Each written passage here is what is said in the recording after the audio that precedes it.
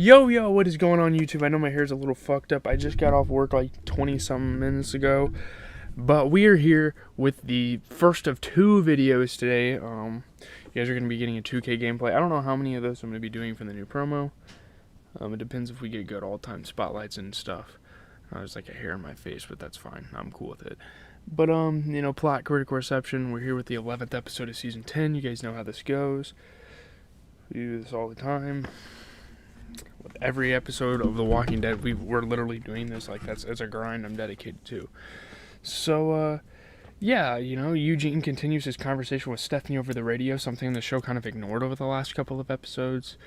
He discovers that she also saw the falling satellite and determines she must be relatively nearby. I mean, it's a radio signal. And, like, how strong could a radio signal really be in an apocalypse like this? Eugene offers to allow her to select a time and place for them to meet, and she says she will discuss it with the others, make sure it's okay. Meanwhile, at the hilltop, Erin arrives with Mary, explaining that she wishes to see her nephew Adam, now under the care of Earl. I mean, Adam's pretty much Earl's son. He, adopted him. Earl does not allow her to see Adam, remembering how her people abandoned him. I mean, her and the rest of her people are the whole reason why, they're the whole reason why he's even in Hilltop in the first place. So Ezekiel, having been told by Jerry and Kelly about the events at the mine, tracks down Carol at Daryl's former camp in the woods and convinces her to return to the Hilltop, kind of give her some moral support. She's going through a lot. So she's kind of like losing her mind a little bit. So yeah, there's that.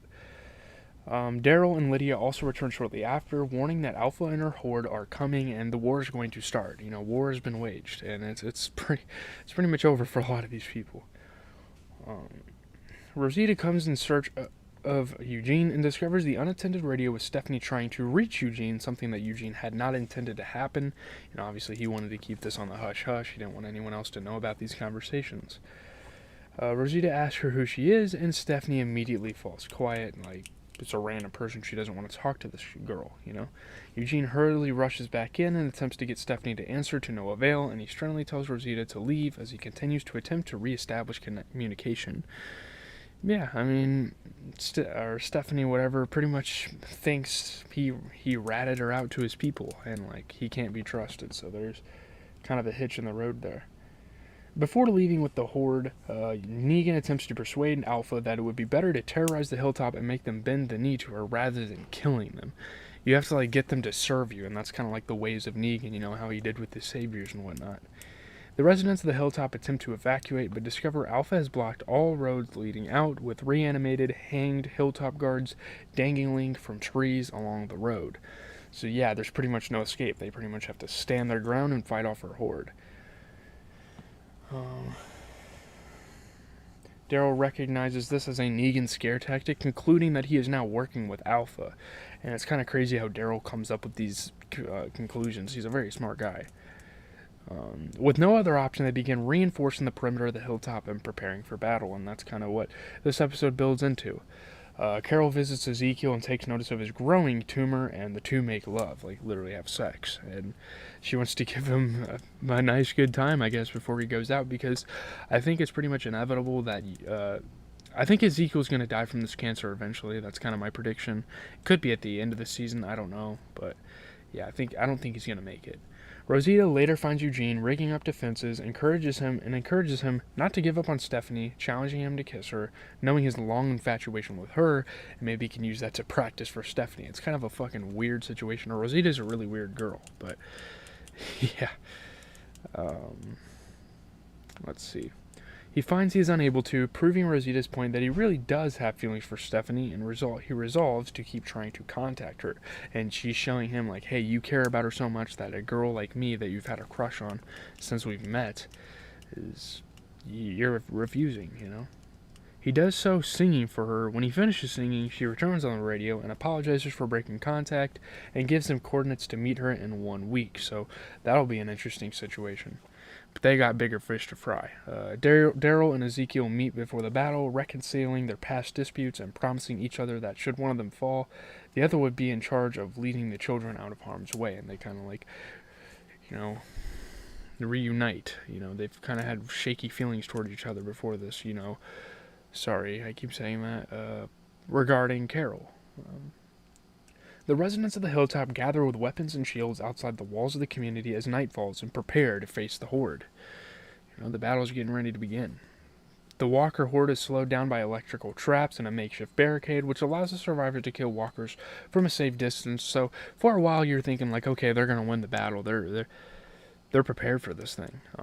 But then the Whisperers load up grenades of flammable liquid and sling them at the barricade, the walls of the hilltop, and the survivors themselves. So yeah, it's like tree sap, and tree sap's like flammable. So yeah, maybe they mixed it with something. I'm not really sure. They then follow up with flaming arrows, setting alight the barricade, so pretty much everything is just set on fire. In the woods, Negan questions Alpha as he expected she would bring the hilltop survivors into her group rather than kill them all. Again, something that Negan, as a part of the Saviors, as the leader, was trying to do all along as well. Alpha tells Negan that she does intend for the survivors to join with her, but as part of her horde, you know, like the undead, and that makes sense. The flames and the force of the horde are too great, and the survivors are forced to fall back. They keep on, like, kind of retreating, but pretty soon they're not going to be able to. While attempting to re-enter the hilltop, the outer walls are set ablaze, trapping the survivors between the fire and the horde, and that's kind of like the plot, like the cliffhanger of this whole thing. Christian Serratos and Josh McDermott, you know, Eugene and Rosita received positive reviews. You know, their scenes together. Christian Serratos is beautiful, man. Oh my goodness. But yeah, this is a pretty good episode here. 94%, 7.56 out of 10, 18 reviews on Rotten Tomatoes. Before ending with a spectacular cliffhanger, Morningstar pits the Hilltop crew against the Whisperers in a skillfully staged battle that promises a bloody end to this season. And I guess this is just going to wane on for the next 5 episodes? I don't know. It is a tremendously great battle and a great cap to the end of the episode, which otherwise trafficked in some nice character moments, particularly those of Rosita and Eugene. You know, Christian Serratos, she has been very good this season now that she's finally been given some material with which to work with. I mean, it's average to good, you know. Not a bad episode, even though it took its sweet-ass time to get the ball rolling and have the war against the Whisperers finally start. 8 out of 10 on IGN. Morningstar told one story and told it well. It gathered the entire cast into one spot and forced them into battle against staggering odds. It felt big and important enough to be the final brawl to settle it all when it comes to the Whisperer War. So maybe it'll end the Whisperer War and then the rest of the season will be something else. I'm not really sure what they're going to do with this show, but I guess I have time for an outro. Hopefully you guys enjoy the rest of your day. GZTV, you know, obviously we review TV shows, we do movies. I'm getting ready to watch The Idol and Dexter here in a little bit. But shout out to you guys for showing continuous support for the channel. You know, we got guys over on Twitch subscribing. We have people coming on YouTube for like my music content. I mean, that's kind of like a big deal here. But pretty good episode here. Dexter is really what I'm more interested in, but obviously we have to finish The Walking Dead. I mean, we didn't come this far just to come this far, you know?